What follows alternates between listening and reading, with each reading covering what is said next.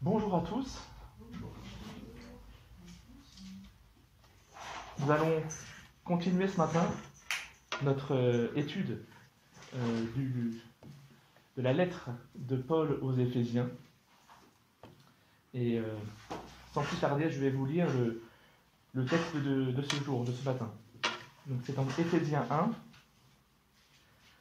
Et on va lire la fin de la prière de Paul aux Éphésiens, du verset 19b au verset 23.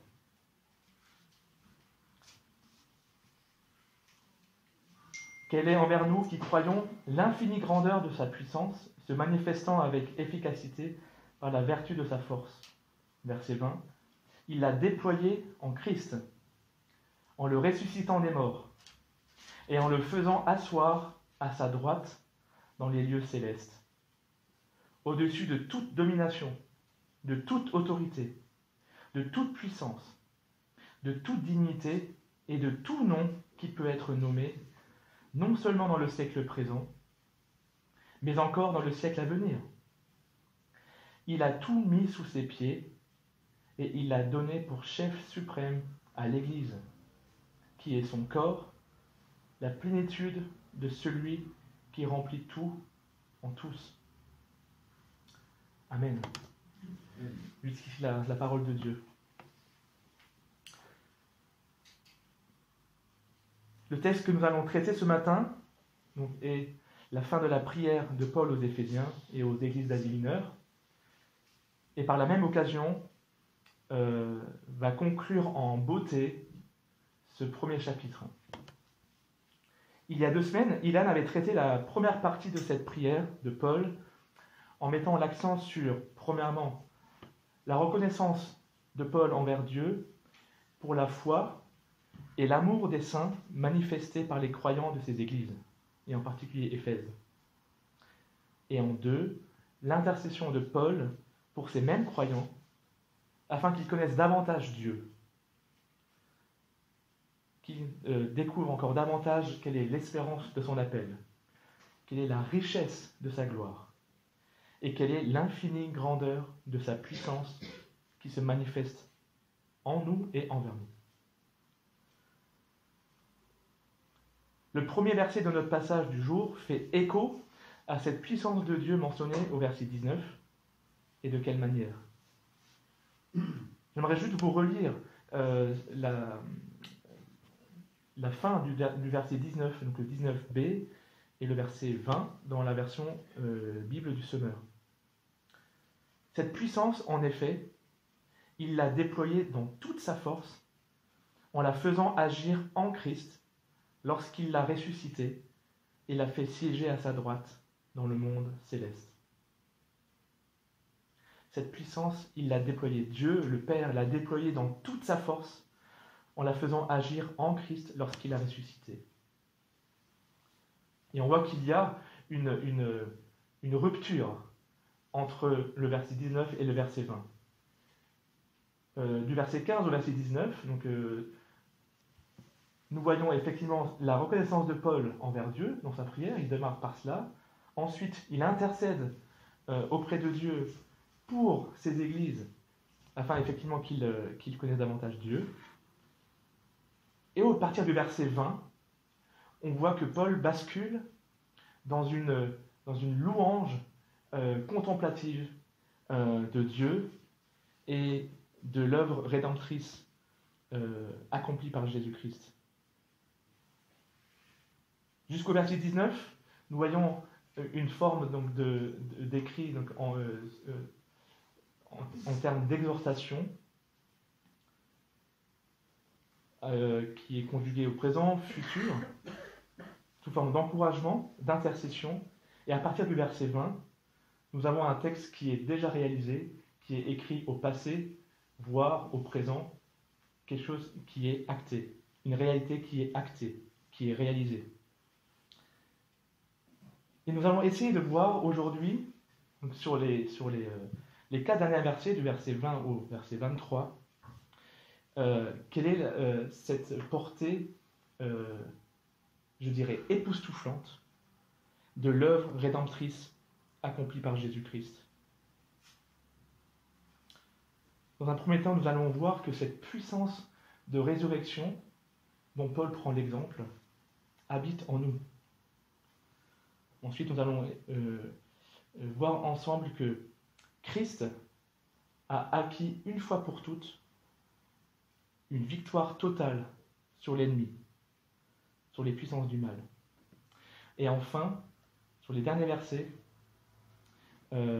Paul nous montre que l'Église, grand E, est en réalité la finalité par excellence de l'œuvre rédemptrice de Christ. Et nous allons voir pourquoi et dans quel sens.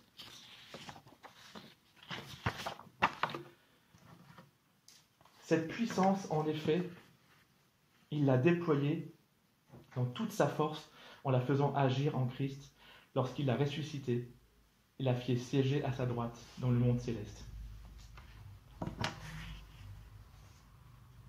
Paul, ici, au lieu de partir dans une liste d'accomplissements que Dieu peut faire et fait dans la vie d'un croyant, à travers son esprit qui habite en nous, il prend tout simplement l'exemple ultime où cette puissance de Dieu a déjà été manifestée.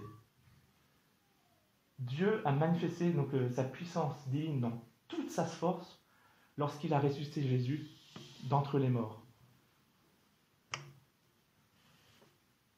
Mes jambes tremblent quand je suis devant cette réalité. Parce que juste avant Paul, il avait encouragé les Éphésiens dans sa prière à ce qu'ils découvrent quelle est cette infinie grandeur de la puissance de Dieu qui se manifeste en eux, qui se manifeste pour eux, qui est disponible pour eux.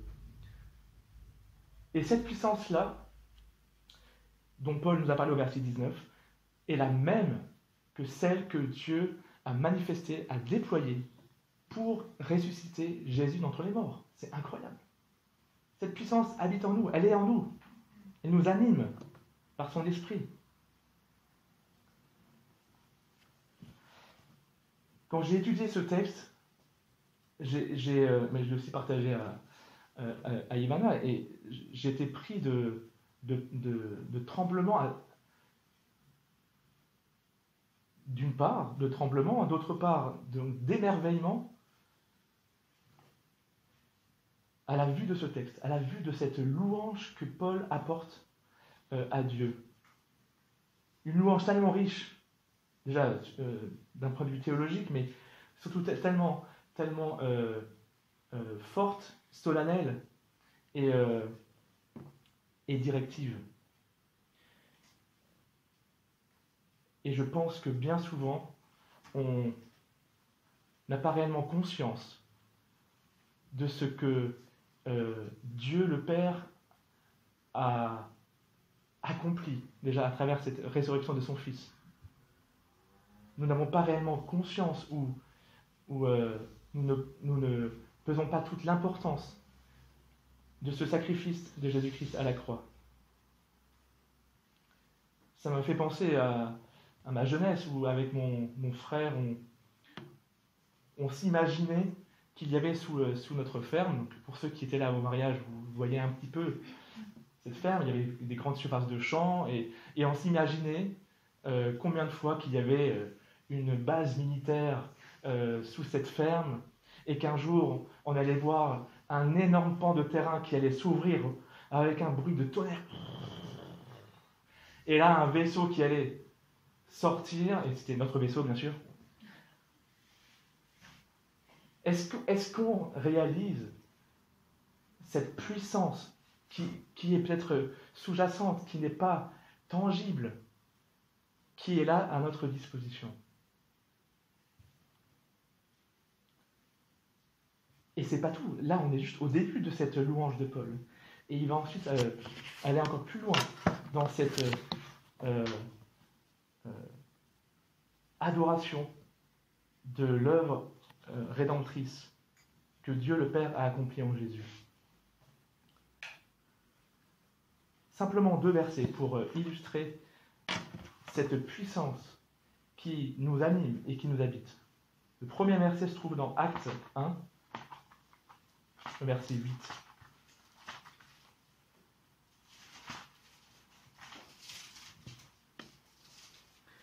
Juste avant que Jésus parte vers les cieux, donc Jésus glorifié, Jésus était déjà ressuscité, Jésus glorifié, juste avant qu'il s'élève vers son Père, dit à ses disciples, verset 8, « Mais vous recevrez une puissance, le Saint-Esprit survenant sur vous, et vous serez mes témoins à Jérusalem, dans toute la Judée, dans la Samarie, et jusqu'aux extrémités de la terre. »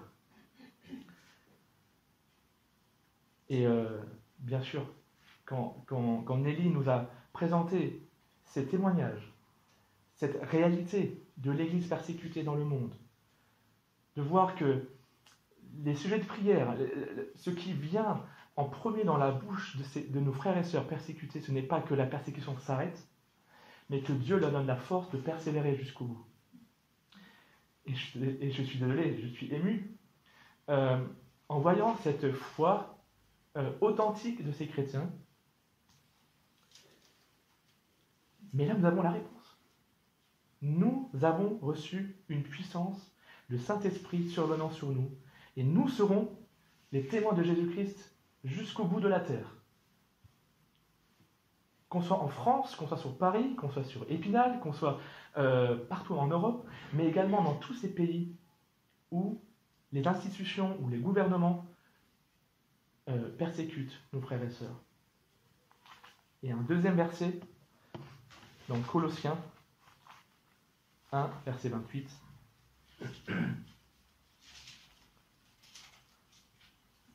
Pardon, versets 29 et 30.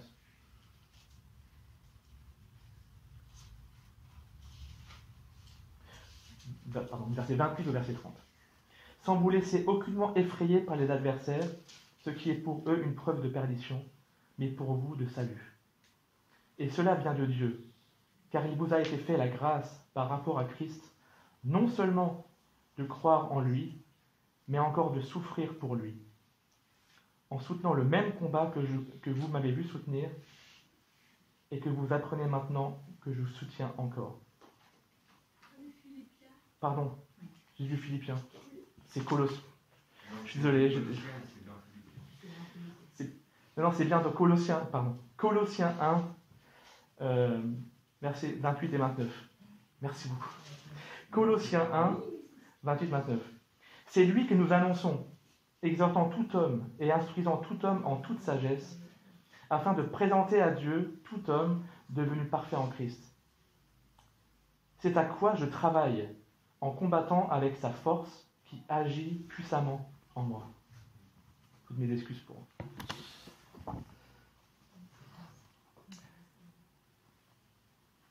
Donc, cette puissance de Dieu a été manifestée, a été déployée pour ressusciter Jésus-Christ. Et cette puissance habite en nous. Cette puissance, elle a également fait asseoir Jésus-Christ à la droite de Dieu le Père dans les lieux célestes. C'est dans la même phrase. Quand on reprend Éphésiens 1, verset 20, il l'a déployé en Christ en le ressuscitant des morts et en le faisant asseoir. Cette même puissance de Dieu a été déployée pour ressusciter Jésus-Christ, mais également pour le faire asseoir à sa droite dans les lieux célestes. Nous avons l'habitude peut-être de résumer l'œuvre de Christ par sa crucifixion et sa résurrection. C'est l'essentiel, je vous l'accorde. Et ce texte nous montre que l'envergure ou la portée de cette œuvre, et par conséquent de la puissance divine déployée par Dieu, va encore au-delà de ces deux aspects. L'infinie puissance de Dieu a transporté, a glorifié, ou je dirais même à reglorifier Christ dans les lieux célestes à la droite de son Père. Pourquoi je dis reglorifier ? Parce que il est simplement retourné à son Père. Sa mission a été accomplie. Il avait pris notre enveloppe humaine, charnelle, et l'a mis dans notre monde pour porter notre péché, l'amener à la croix, mourir pour nous à la croix, Mais ensuite, en tant que Christ glorifié et ressuscité, il est retourné à son Père et a retrouvé la gloire qu'il avait avant. Et nous voyons ce terme « assis à la droite de Dieu ». Nous pouvons voir par cela que lorsque nous nous asseyons, nous sommes reposés, nous sommes sereins. La mission a été accomplie par Christ. La mission a été réussie par Christ. Et ce terme, à la droite de Dieu, nous montre que Christ partage l'honneur de Dieu, partage également le règne de Dieu sur tout. Et nous allons revenir sur cet aspect un peu plus loin dans le message. Simplement une question. Nous qui croyons en Jésus-Christ, qui avons été sauvés par grâce, est-ce que nous réalisons que cette puissance qui a ressuscité Jésus-Christ, qui l'a transporté dans les lieux célestes auprès de son Père, habite en nous, bien réel? Jésus règne dans les cieux auprès de son Père.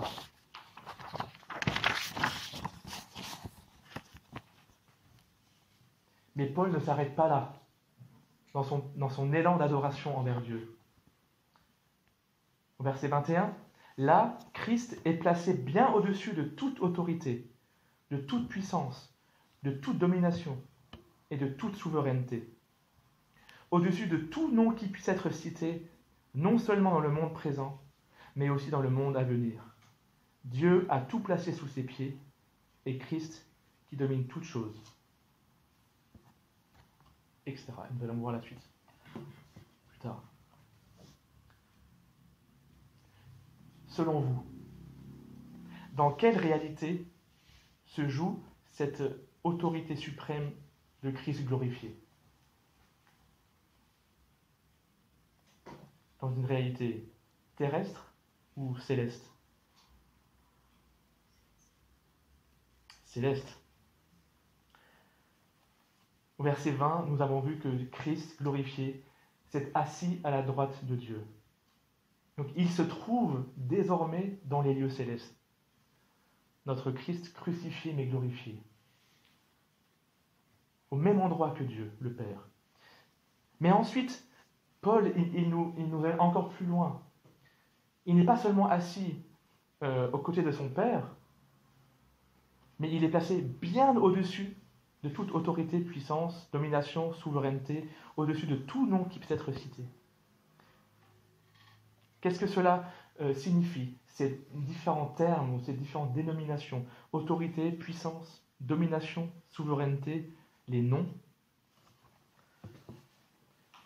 Cela renvoie premièrement à des termes juifs traditionnels qui désignaient les êtres célestes de haut rang dans la hiérarchie, donc les anges, les archanges, donc au niveau donc, des êtres angéliques, mais également les puissances du mal, les anges déchus. Et ce verset qui nous montre que désormais Jésus est au-dessus de ces puissances, nous renvoie au psaume 110, au verset 1, qui va accomplir cette prophétie que, je crois que c'était David qui l'avait écrit, psaume 110, verset 1. Parole de l'Éternel à mon Seigneur. Assis-toi à ma droite, jusqu'à ce que je fasse de tes ennemis ton marchepied. Déjà au temps de David, il savait qu'un jour, l'Éternel allait dire à mon Seigneur, donc Dieu le Père, dirait à son Fils Jésus-Christ, « Assis-toi à ma droite, jusqu'à ce que je fasse de tes ennemis ton marchepied. » Donc Paul met ici en exergue cette prophétie qui a été accomplie. Pour Paul, les ennemis sous le marchepied de Christ, mentionnés dans le psaume 110, verset 1, ne sont autres que les puissances démoniaques, les puissances du mal, qui sont listées au verset 21 de notre chapitre.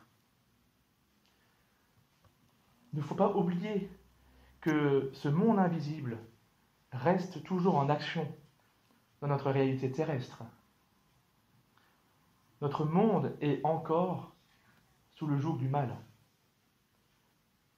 Jusqu'au jour où Christ reviendra et où nous aurons effectivement ce fameux jugement dernier. Mais d'ici là, soyons conscients que notre monde, notre réalité terrestre sera toujours encore sous le joug du mal. Et c'est ce que Paul mentionne dans ces termes, siècle présent et siècle à venir. Pardon, j'ai loupé ma page. Le siècle présent signifie le monde, la réalité où la puissance du mal a encore une marge d'action. C'est le monde, c'est la corruption, c'est le péché. Et le siècle à venir, c'est cette nouvelle réalité que nous avons uniquement en Christ. Et nous, en tant que croyants, nous sommes en tension entre ces deux réalités, entre ces deux âges, ces deux ères. D'une part, nous sommes dans cette réalité terrestre, mais d'autre part, nous sommes déjà dans cette réalité céleste avec Christ. Et nous allons venir à cela donc juste après. Christ a vaincu pour toujours les puissances du mal par sa mort à la croix et sa résurrection. C'est rassurant, n'est-ce pas? Et nous l'avons vu à travers aussi ces exemples, ces témoignages de ces chrétiens en Iran, ces chrétiens en Inde,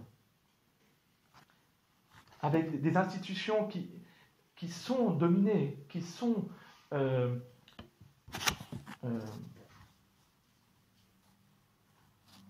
inspirées par ces puissances du mal, dirigées, conduites par ces puissances du mal, de différentes manières, de manière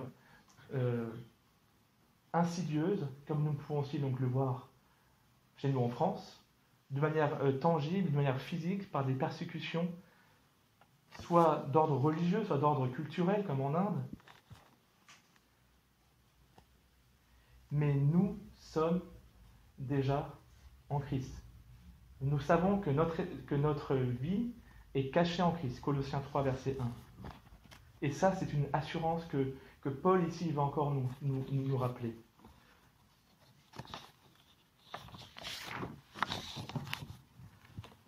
À travers l'expression « il a tout placé sous ses pieds », donc au verset 22, Paul fait référence là à l'accomplissement d'une autre prophétie que nous trouvons également dans un psaume, le psaume 8, au verset 7. Je ne vais pas le lire en entier, mais ce psaume qui nous rappelle la création, quand je contemple les cieux que tu as créés, les astres, qu'est-ce que l'homme pour que tu te souviennes de lui? Qu'est-ce que le Fils de l'homme pour que tu prennes garde à lui? Et là, il est dit, je vais quand même le reprendre parce que juste le verset 7 du psaume.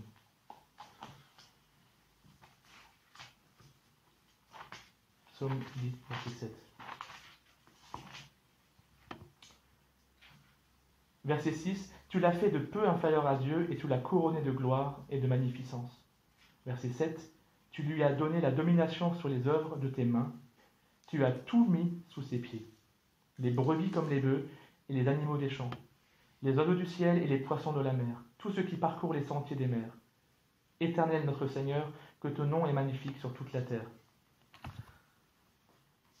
Paul, en reprenant cette expression, il a tout mis sous ses pieds, nous montre par là que Jésus a été l'homme grand H par excellence, qui était le seul à avoir pu accomplir cette mission, le seul qui domine la création, l'univers, le cosmos tout entier.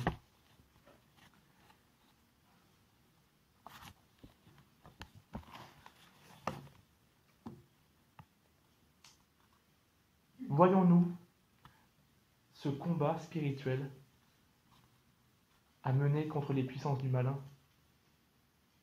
Est-ce que nous sommes conscients que nous sommes encore dans cette tension entre cette réalité terrestre où les puissances du mal continuent tant bien que mal de faire tomber les uns les autres, et de l'autre côté, cette nouvelle réalité, nous sommes déjà dans ce siècle à venir, dans ces temps à venir, en Christ, caché en lui, lui qui a vaincu définitivement le mal.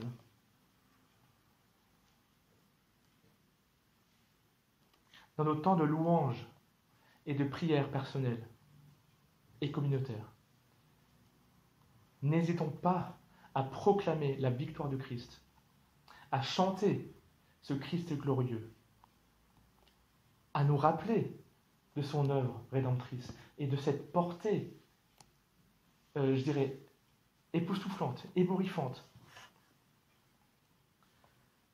Et j'en viens à la dernière partie. Je dirais, nous arrivons là au point culminant de cette prière, de cette louange de Paul, au verset 22, verset 23. Ça me fait penser effectivement à la musique, et quand on finit un morceau de musique, de manière la plus solennelle possible, on arrive sur ce qu'on appelle sur une cadence, et là on sait qu'on arrive à la fin. C'est simplement une transition d'accords, et là on arrive effectivement dans cette cadence parfaite, la fin de la prière de Paul. Il l'a donné pour chef à l'Église, qui est son corps, lui en qui la plénitude de Dieu qui remplit tout en tous. Verset 22, verset 23. Dieu a donné Christ pour chef à l'Église, qui est son corps, lui en qui habite la plénitude ou la totalité du Dieu qui remplit tout en tous. C'est incroyable ce verset, je trouve.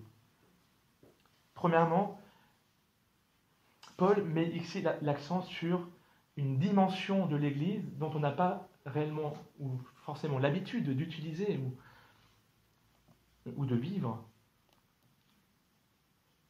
C'est l'Église céleste. Tout d'abord, juste un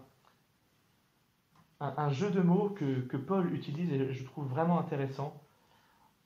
Entre la première partie du verset 22, il a tout mis sous ses pieds, puis ensuite, il a donné Christ comme chef suprême ou comme tête à l'Église. Donc, d'une part, toutes les autorités, les puissances du mal sont sous les pieds de Christ, mais nous, qui sommes son corps, au verset 23, Christ est notre tête, nous ne sommes pas sous ses pieds. Alors qu'est-ce que ça veut dire? C'est que les puissances du mal sont également sous nos pieds. Puisque nous sommes en Christ, nous sommes le corps de Christ. Mais encore plus étonnant et encore plus magnifique, c'est que nous avons vu sur les versets précédents que Christ, il est déjà dans les lieux célestes. Donc, par extension, nous sommes dans les lieux célestes avec Christ. L'Église céleste. On parle et on connaît très bien la dimension de l'église locale. Nous sommes Gogrenelle, à Épinal, différentes églises d'où on vient. Nous formons des églises locales, des communautés locales qui, par extension, forment le corps de Christ au niveau national, au niveau mondial. Ce qui est la dimension de l'église universelle, dont James nous a parlé ce matin. Mais là, Paul, il met l'accent sur cette troisième dimension de l'Église, l'Église céleste. Nous régnons avec Christ dans les lieux célestes. Alors, si mes comptes sont bons, dans la Bible, il y a donc, je crois 6 occurrences, ou en tout cas moins que 10 occurrences, lieux célestes. Il y a une occurrence dans les psaumes, dans l'Ancien Testament, et il y a 5 occurrences dans le Nouveau Testament. Et les 5 occurrences dans le Nouveau Testament se trouvent dans Éphésiens. J'ai découvert ça, effectivement, en étudiant ce terme « lieu céleste ». Ce qui veut dire que Paul, de manière toute particulière, met l'accent donc, dans cette épître aux Éphésiens de cette dimension de l'Église dans les lieux célestes.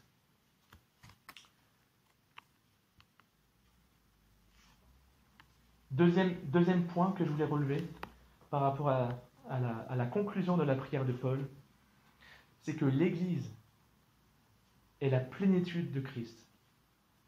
Au verset 23,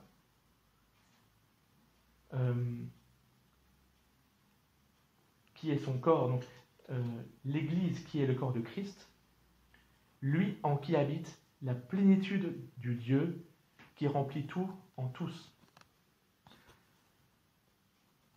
Ce verset n'est pas forcément facile à comprendre du premier coup. Apparemment, c'est un des versets les plus ardus à traduire dans l'épître. Donc, je ne vais pas jouer à l'enseignant, que je ne suis pas. Je laisse ça à d'autres, à mon frère Ilan, par exemple. Mais j'aimerais tout de même que nous nous arrêtions sur ce verset. Qu'est-ce qu'il veut nous dire encore aujourd'hui? La définition de la plénitude qu'on peut trouver dans le Larousse, c'est l'état de ce qui est à son plus haut degré de développement, qui est dans toute sa force, son intensité. Il y a plusieurs manières de traduire ce verset ou de le reformuler, et je vais en choisir une que j'ai trouvée la plus pertinente, en tout cas pour moi, et c'est donc Dominique Anger qui la reformule dans son commentaire. Il a donné pour chef à l'Église, qui est son corps, où se manifeste pleinement celui qui remplit tout à tous égards. C'est incroyable, c'est dans l'Église que Dieu a choisi de manifester pleinement sa souveraineté absolue de Christ. Cela veut dire aussi que Dieu nous intègre à son royaume, il nous intègre à son règne. Et en tant qu'Église céleste, qui avons déjà un pied dans le ciel, nous sommes déjà assis avec Christ, nous le verrons dans Éphésiens 2 par la suite. Nous sommes donc les ambassadeurs sur terre de Christ, de ce siècle à venir. Et ça me rappelle la prédication de Yanis dimanche dernier, qui nous encourageait à vivre une communion fraternelle, à vivre une vie de foi, une vie de lumière, qui brillera autour de nous et qui donnera envie aussi aux uns et aux autres du quartier, de notre entourage, à venir à l'église, à se questionner. Mais j'aimerais avoir ce qu'ils ont. Nous sommes ces ambassadeurs sur terre de Christ.